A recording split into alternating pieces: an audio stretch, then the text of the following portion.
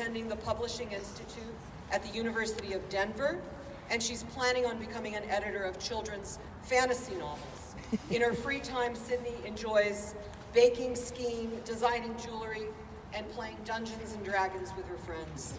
Please help me to welcome our 2018 Valedictorian, Sydney Chinowsky.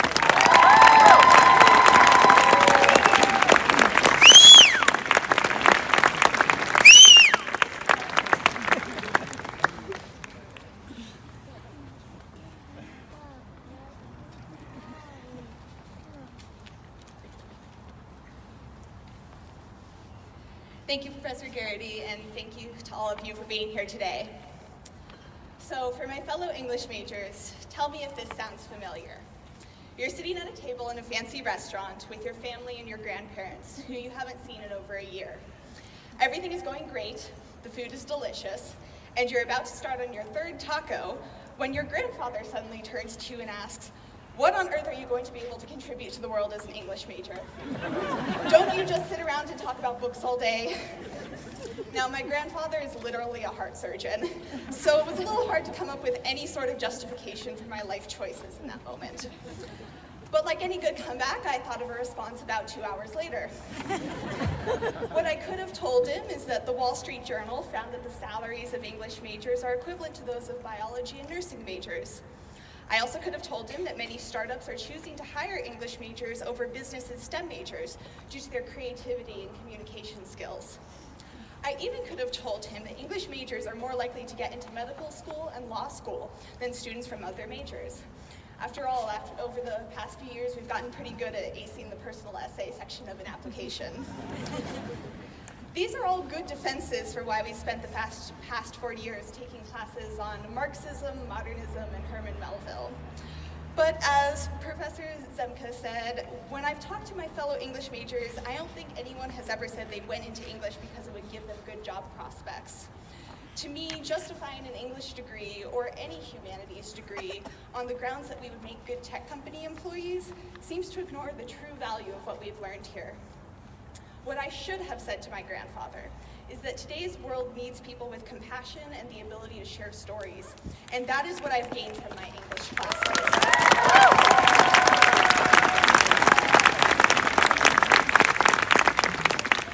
Poet and political activist Muriel Rukeyser writes in one of her poems, "The universe is made of stories, not atoms." While my friends majoring in STEM might argue the validity of this statement, I think it's true that we as humans are driven to share stories, and it's our job as English majors to create and to listen to those stories. The more we listen to others' experiences and then pass them along, the more we can help people connect across backgrounds and beliefs, and the more we can encourage people to take action to build a better world. These skills can help heal a world on the brink of environmental disaster, a world where mass shootings have become the norm, and a world where civil rights battles are fought every day. Through reading and analyzing books from across times and cultures, we have learned not only how to listen to others' voices, but to listen actively. When we read, we don't merely escape our own lives for a few minutes. We enter the life of someone else, someone we've never met, completely and wholeheartedly. We can walk beside a young boy from the rural South running away from home, and we can understand the hopes and fears of a high society woman in London throwing a dinner party. We can watch a young Dakota boy become a man and find his place between two peoples. And we can witness the horrors of the Holocaust through the eyes of a mouse. By analyzing thousands of pages of writing over the past few years, we have learned to think not only critically, but also empathetically. And empathy is something we need desperately in this world right now. We've learned how to listen from characters in books, but we can bring that skill into the real world in order to create change. When we become brave enough to truly listen to other stories, we validate these speakers. We affirm that their experiences are known and believed. Too often, we let our own views and opinions and hopes dominate our minds, so that even if we come to a situation with the best of intentions, we aren't necessarily helping the people around us. But when we dedicate our minds to another person's life, even for just a few minutes, we can learn things we never would have known otherwise. And it's through this learning that we break down the barriers that people strive so hard to build out of fear and hatred. We engage with a person's whole self. We find and affirm and rejoice in our shared humanity. And we understand and respect and celebrate our differences, the differences which make this world so beautiful. Jane Goodall advises that when you meet someone who doesn't agree with you, first thing to do is listen to them, because maybe they're doing something right. Maybe they're doing something you never thought about. But if you still feel you are right, then you must have the courage of your conviction. That courage of conviction is where the other abilities of an English major come into play. We have not only learned how to read and to listen and to think, but also how to write. We have learned how to share stories. And it's through sharing stories that we can change the world. Of course, people often refer to Uncle Tom's Cabin when they think of stories that have shaped the course of history. Abraham Lincoln even supposedly said to Harriet Beecher Stowe, "So this is the little lady who started this great war." But we don't have to look at novels from the 19th century to see the ways in which stories have affected the minds and hearts of people in ways that data cannot. When we hear statistics about thousands of people losing their homes in a hurricane, or a nation of people experiencing famine, or the percentage of people who will be sexually assaulted in their lifetime, it's difficult not to let those numbers petrify and paralyze. Those digits and percentages and dollar signs stare back at us, daring us to care about people who have no names or faces or lives beyond those numbers. But when we tell a story, even about a single person, we translate those numbers so that instead of provoking fear, they provoke action. Through writing, we have the power to make our voices heard and to amplify the voices of those who have been ignored. As English majors, we are in a unique position to fight wars with words, to bring the truth to life through poetry, and to heal the rifts that exist between us by sharing narratives of the joys and the pains that people experience every day.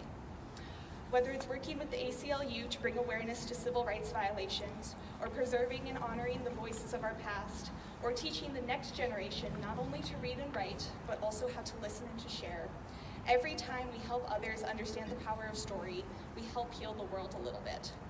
Now, don't get me wrong, we absolutely need engineers and accountants and heart surgeons, but we also need listeners and storytellers, and my grandfather didn't think of this when he questioned the value of an English major.